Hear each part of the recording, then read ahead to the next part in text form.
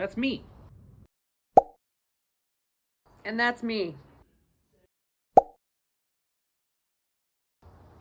Together, we are about to take a week-long adventure road trip across Europe. We're going to travel 1,500 miles by foot, Train car, and boat, across 4 countries. all to get our hands on a very special car. Please join us for this episode.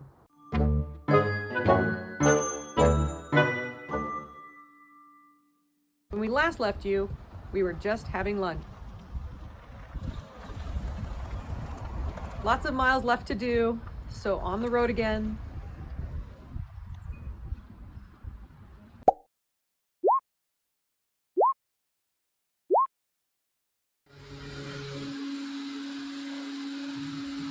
I'm glad this thing is efficient because gas is expensive.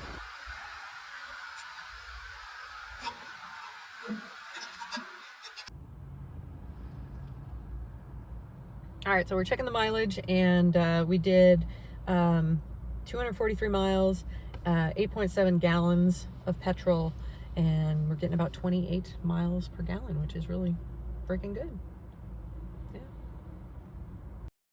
The Figaro shop sells every part you can imagine for our beloved other weird car. Sold only in Japan and for only 1 year, the Figaro is an instant classic design.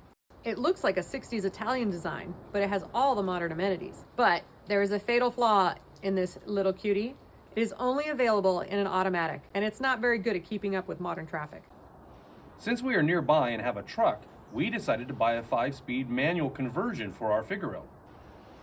A stick shift will transform the car, making 70 miles an hour possible, and generally a much nicer driving car. Thanks, Figaro shop.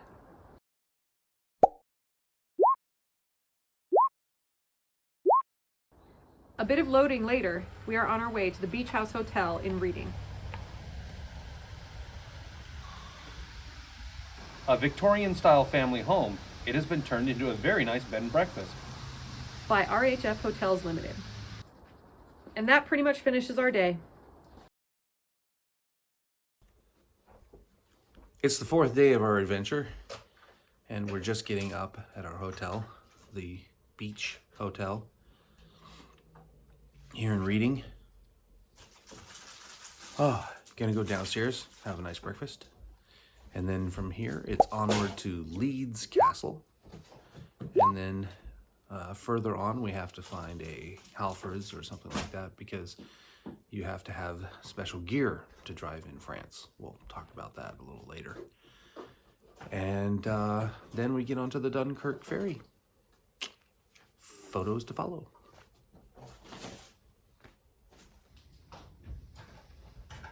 Look what the Skoda did to my shoe. When you drive the Skoda, you rest your toe underneath the clutch pedal. Well, apparently I keep banging the top of my shoe on the clutch pedal, and I put a hole right in my shoe. Oh no. They were pretty ratty anyway. Time for new shoes. I was gonna say. So we made a successful stop at Halfords, and we picked up the kit of things that you need to drive in the EU, which include like a warning triangle and yellow vests for 2 people, and you have to have these stickers that go in your headlights, because if you're driving a right-hand drive car, you might blind the guy in the other lane because you're driving on the wrong side now and the headlights are aiming funny. And you have to have a mouthpiece for the breathalyzer if you get stopped by the French police. You have to have your own mouthpiece. Now we're on the M25, headed toward Leeds Castle, where we will check in next. Could be fun. Today we see a grand castle, the Leeds Castle, which is in Kent, not Leeds. A royal manor was first built in 857 on the island, and after the Norman conquest, Work began on the first stone castle as ordered by William the Conqueror, the guy who built the first stone castle at Nottingham. Guy liked stone castles. the palace was comprised of a barbican and the keep, called the Gloriette, named after Edward I's wife, Queen Eleanor of Castile. Look, Carrie, they're English ducks. Edward II gave the castle to his royal steward Bartholomew Battlesmere. But when Queen Isabella showed up one day in 1321 expecting hospitality, she was refused entrance. This was a political move and calculated to get exactly the response that it did. Edward II was happy to start the fight, since his steward had all but declared himself for the king's opposition. So Edward laid siege to the castle to take it back, executed a few knights, and gave the castle to Isabella as her own residence. The resulting war would lead to Queen Isabella meeting Roger Mortimer. Yeah, that Roger Mortimer. Remember Roger? He's the guy who, together with Queen Isabella, would kill King Edward II and run away to Nottingham Castle. Also, remember Mortimer's Hole at Nottingham Castle? Named after this guy. See the last episode. During its lifetime, this castle was home to 6 medieval queens, earning the name Queen's Castle because it became tradition for the king to give the castle to his queen as her own royal residence. It was last updated in 1823 into a Tudor style. Enter Lady Bailey.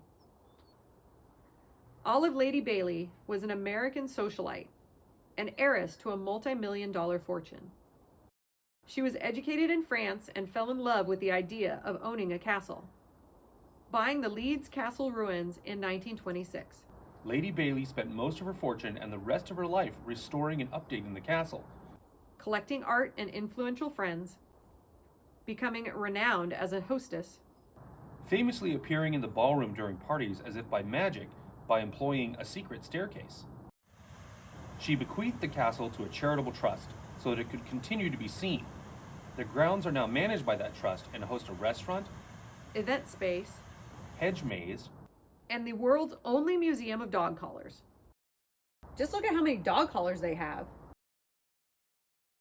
Some of these are 500 years old. They seem to have started as a way to protect hunting dogs' necks from bears. This is the oldest part of the castle. It dates to 1158 and is the gate as well as housing the millworks. You can see in this video where the water wheel sat, as well as where the posts that supported the floor were.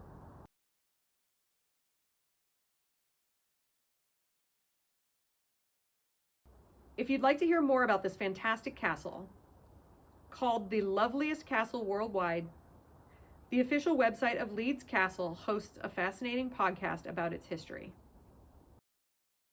We must say goodbye to Leeds Castle because we still have a ferry to catch.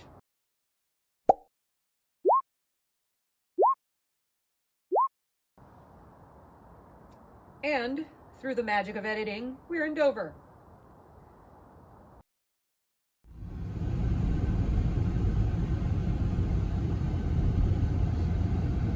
Seriously, everywhere you look, another castle. Dover Castle. Got a glimpse of it.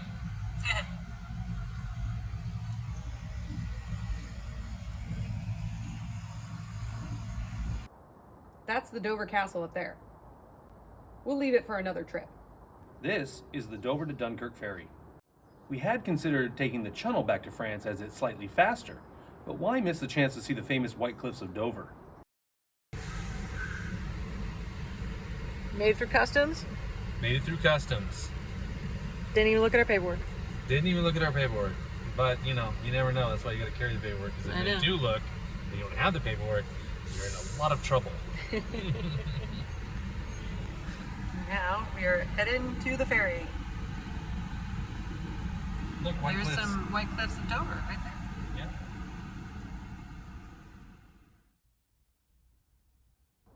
Warning triangle and yellow vest in hand, we board the ferry.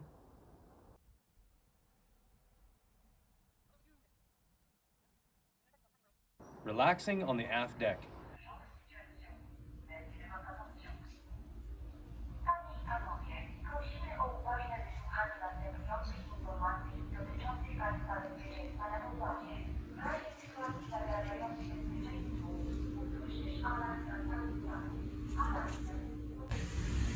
Bye. Goodbye. Bye.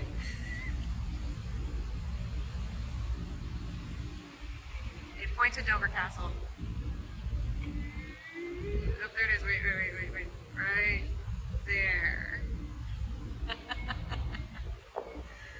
And that's it for driving on the wrong side of the road.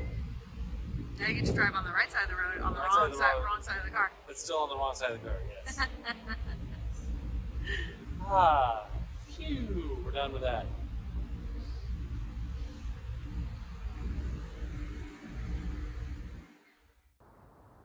The ferry ride was totally worth the extra money for the exclusive lounge.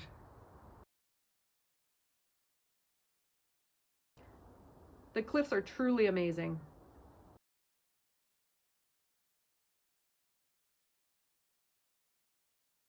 Thanks for watching, and if you want to see what we get up to next, check out the next episode.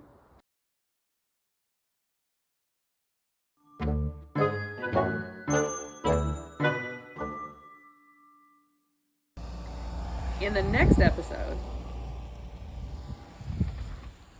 a bed and breakfast in Dunkirk. Made up car songs because no radio. Driving my car all day long. Scary things in hallways. You see this monstrosity, and it will scare the bejeebus out of you. Finally getting home. A wrap-up and review of this crazy trip we took through Europe.